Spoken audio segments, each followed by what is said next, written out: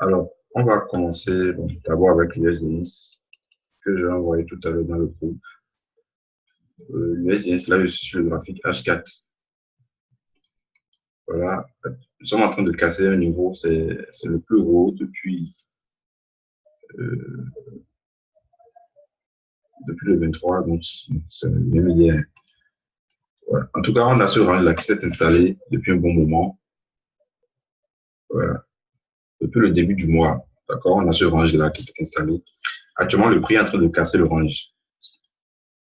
Avec Ishimoku ici, bon, on a la Chikou qui est déjà en train de qui est également au-dessus du range. Voilà. Là, il est 9 heures. D'accord. Vous allez voir que les bougies USDNS a une avance sur le prix et une avance sur l'euro USD. Voilà. C'est-à-dire sur les devises, quoi. Plus ici, il s'agit d'un indice. Donc, les clôtures ne sont pas les mêmes. Donc, parfois, on anticipe les clôtures de l'USDNS pour entrer sur l'euro USD. Ici, par exemple, sur l'USDNS, on a déjà eu la clôture en H4. Alors que sur l'euro USD, on aura la clôture à 10 heures. On peut voir un petit sur les rentrer. La probabilité est ici, un prix sur la web de la fixe exactement donc la probabilité est forte sur comme un pas. Oublie que la SG n'est pas ici. D'accord? Je vais le USD, si je lâche un, là on a le moment d'entrer sur USD. Donc là, on est sur USD. Je vais voir le 5 pips. Pour le petit, la SSI, voilà, jusqu'à 10 à l'aventure USD. Donc ici, 61, on a l'aventure. Voilà. Moi, je préfère attendre la clôture H4 pour pouvoir entrer à la vente. Quand on aura la clôture à 10 heures. Donc, si par exemple ça clôture est en dessous, là, on peut entrer à la vente maintenant. Maintenant, si, ça peut également repartir, laisser des mèches. Là, ce sera un signal d'achat, on ira chercher ça en M15. Voilà. Maintenant, ici, je suis en H4, donc j'attends, je patiente. Chez le PUSD, bof. Chez le PUSD, le signal a été donné hier, on est rentré à la vente, quelque part ici hier. Je crois que c'était à 1,2997. Voilà. Donc, le TP1, c'était 17 plus, le TP2, c'était 1,2950. Donc, ça a déjà été touché. Donc, le dernier TP, c'est ce niveau-là, le 1,2918. Donc, la position est toujours en cours. Donc, à cause de cette résistance spéciale. USDJPY, voilà. USDJPY a rebondi sur son support haussier H4. Ouais. Ici, ici, ici et ici hier. Donc, c'était un bon point d'entrée. On était à l'achat depuis un bon moment, donc on n'a pas fermé les positions à l'achat. Nous sommes toujours dedans.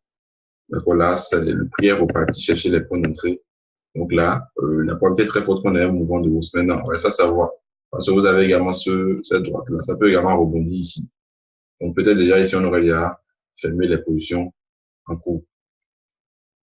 Est-ce qu'on peut rentrer à l'achat là sur l'USD, de l'euro, l'USDJPY? Je vais voir. C'est possible en M15 parce que vous voyez les mèches que ça a laissé au-dessus de cette résistance-là. Là, le risque ne serait pas du tout élevé. D'accord? On peut prendre ce risque avec stop petit push pour enlever le sommet. Donc, je pense qu'on va faire un mouvement de pas. Je vais prendre l'action. Je peux rentrer sur USD avec un petit stop de 10 ou 15 pips en bas ici. Donc, c'est un petit mouvement pour aller chercher USD, toujours dans la scène. En fait, on a eu ça a été assez fort. Est-ce que pour le 10, vous avez le dollar qui est fort, le également qui est fort. Donc, c'est que à ça, je peux la dire. Le fort, la UD également est fort. On voit toujours aussi le son ici. Voilà. On a vraiment chez la boîte de l'orange. Et si il y a un achat ici. Je vais bien. Donc, c'est possible. Allez chercher, je sais pas où c'est. Le point d'entrée, c'est la situation peut rentrer là. Ça, c'est le matin. Mais on n'aura pas mangé. On entrait à ce niveau-là. Donc, si je cherche le risque, j'avais fait depuis matin, j'avais vendu quelque part. On peut donner une configuration ici.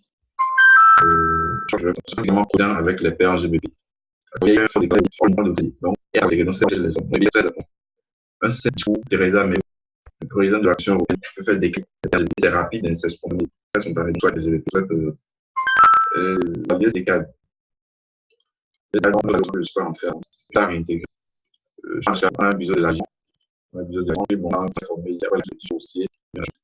On peut rentrer, ça aussi, ça permet aussi. Pour rentrer, ça intéresse, tu l'as, je rentre, tu chaque fois, parce qu'on a sur le chat, ça va à 10 ans, je peux rentrer à la fois, je sais aussi. Et on voit le reste, c'est toujours 50. Et là, il faut, maintenant, n'oubliez pas, 13h30, on a une nouvelle économie sur le CIAD. Et la prévision, c'est que la BOC, la Banque du Canada, au taux de réel, va comprendre très fort que la ça part assez, donc, les écarts risques franchis. Moi, je vais ouvrir attendre le tu en dis. Donc, c'est possible à faire un sell stop. D'accord? On a parlé de GBAUD, donc il y a des GBPCHF. C'est inventé et d'accord? On a eu autour des prix sur ce qui est une la Tekken du Mousse. Donc, le prix consolidé, la Tekken ici. Et puis, après, l'accélération baissière. Donc, là, on est sur la baisse. Je vais faire un baisse. J'ai mis sur un GF. Et on a eu des délais ici, on a vendu à 1,20€. Je pense que le top, c'est 50. On le fait chercher. D'abord, on ira combler voilà. J'ai regardé sur le puis les recettes sont des donc je pense ça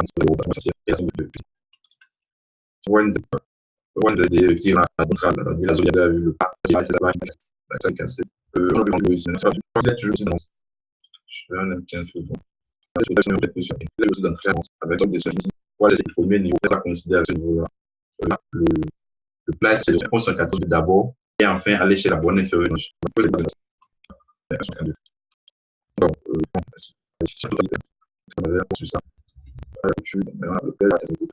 on a les deux donc je vais attendre je la suite des 40-32 sur la conférence. La nouvelle installation aussi qui a su c'est tout ce que le voilà. Le goal toujours de travailler je pense que si vous n'avez pas pris ça, de penser stop en dessous de ce creux là. D'accord, pour un rebond. Je crois que c'est possible de prendre au-dessus de ce dispositif. Je vais ça dans la route pour le